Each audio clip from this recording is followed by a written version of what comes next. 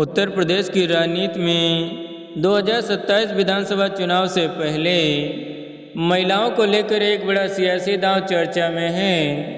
दावा किया जा रहा है कि योगी सरकार चुनाव से पहले महिलाओं के बैंक खातों में सीधे आर्थिक सहायता पहुंचाने की तैयारी कर रही है। बताया जा रहा है कि पहली किस्त चुनाव की तारीखों के ऐलान से पहले दी जा सकती है, जबकि भाजपा की दोबारा सरकार बनने पर आगे भी कई किस्तों में सहायता देने का प्रस्ताव हो सकता है।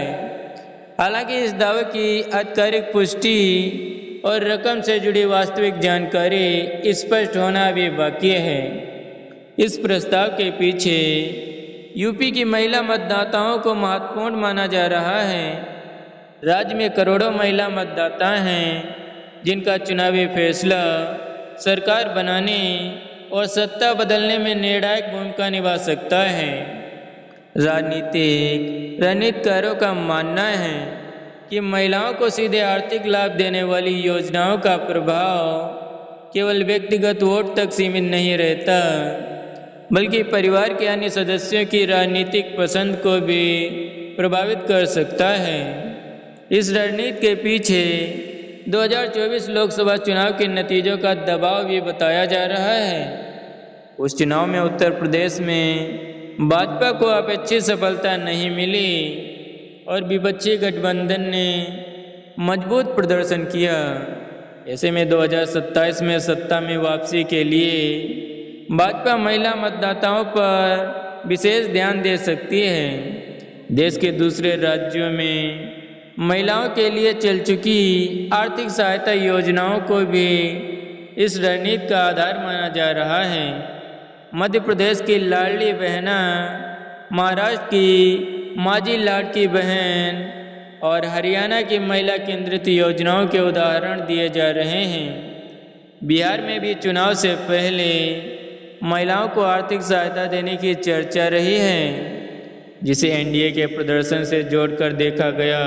प्रस्तावित योजना में आर्थिक रूप से कमजोर महिलाओं, बीपीएल परिवारों, एससी, एसटी वर्ग और कम आय वाले परिवारों को प्राथमिकता मिलने की बात कही जा रही है। वहीं प्रस्तावित योजना में आर्थिक रूप से कमजोर महिलाओं, बीपीएल परिवारों, एससी, एसटी वर्ग और कम आय वाले परिवारों को प्राथमिकता मिलने की बात कही जा रही है। वहीं उत्तर प्रदेश ग्रामीण आजीविका मिशन के तहत बड़ी संख्या में महिलाएं स्वयं सहायता समूहों से जुड़ी हुई हैं। ऐसे नेटवर्क के जरिए सरकारी योजनाओं का लाभ बड़े स्तर तक पहुंचाया जा सकता है। विपक्ष ऐसी किसी योजना को चुनावी लाभ के लिए उठाया गया कदम या मुक्त की रणनीति बता सकता है, जबकि सत्ता पक्ष इसे महिलाओं को आर्थिक रूप से मजबूत करने की पहल के रूप में पेश कर सकता है।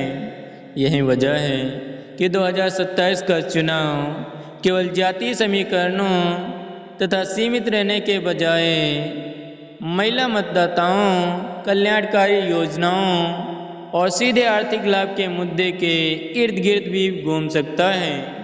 अब सबसे बड़ा सवाल यही है कि क्या महिलाओं पर केंद्रित यह रणनीति भाजपा के लिए चुनावी गेम चेंजर साबित होगी?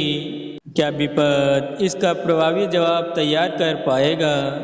2027 के चुनाव में इसका वास्तविक असर नतीजों के बाद भी साफ होगा। साथ ही जनता अपने मौजूदा विधायकों के कामकाज और रिपोर्ट कार्ड को भी टिकट और चुनावी फैसले में अहम कसौटी बना सकती है।